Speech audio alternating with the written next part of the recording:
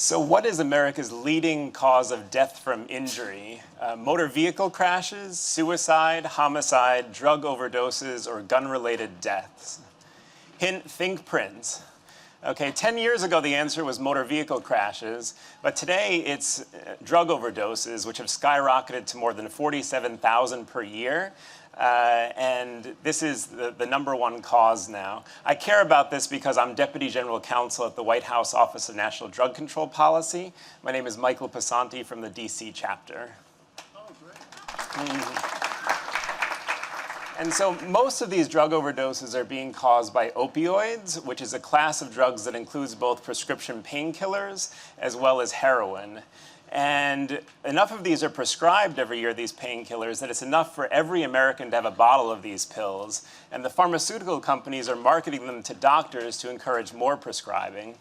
So you might have heard about Prince and fentanyl. Fentanyl is a synthetic opioid manufactured in labs that's about 40 to 50 times as powerful as heroin. And often the pain, often the addiction starts out with pain from surgery or from like getting your wisdom teeth removed or from a sports injury. And that then leads to you getting a prescription painkiller. Now, most people are not getting their drugs from a drug dealer on the street corner. They're getting them from their doctor or nurse or from a friend or relative who ultimately got them from a doctor or a nurse. Now, some people who start out with prescription painkillers later start taking heroin because heroin is both cheaper and easier to get than prescription painkillers. And about 80% of heroin users, new heroin users, start out using prescription painkillers. So this drug epidemic has hit a much wider swath of people than past drug epidemics, as Dr. Wen noted. It's hit all ages and races and suburban, urban, and rural areas. So addressing this tough problem is Michael Botticelli, who is the Director of National Drug Control Policy. He is in recovery from a substance use disorder for the past 26 years, and he is the first director to come from a public health background. So we're spreading the message that addiction should be treated as a public health problem, not just a criminal justice problem, that it's a disease that affects the brain, and that millions of people can and do recover from it. So what are some of the solutions to this? First, we're educating medical professionals and the public that prescription painkillers can cause addiction. And most doctors and nurses get little education about this in school. The president issued a memorandum last fall ordering all federal agencies to issue reports on how to reduce barriers to people getting into drug treatment and to require all prescribers who work for the federal government to take training in how to prescribe opioids. We also need to develop alternatives to opioids. In some cases, mild to moderate pain can be better dealt with by Tylenol or acupuncture, massage, or by non-opioid drugs that are still in development.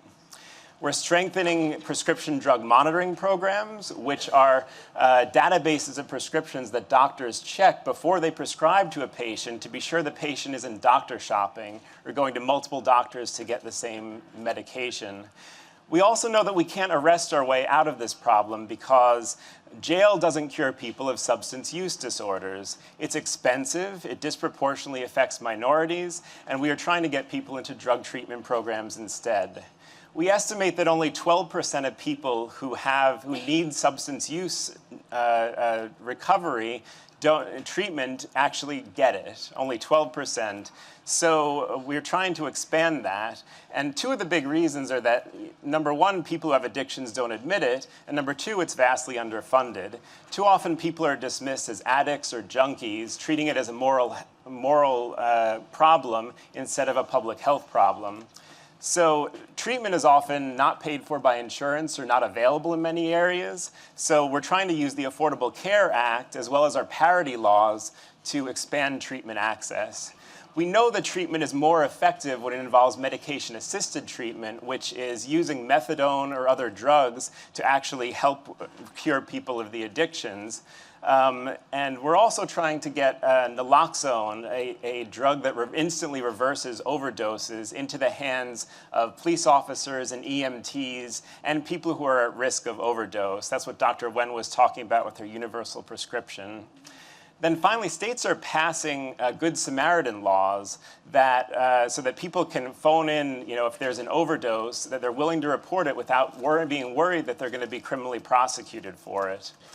So we as citizens and as the government can do a lot more to find solutions to addiction that are both more humane and more effective. And if we can fund and implement these solutions well, we can save tens of thousands of lives now.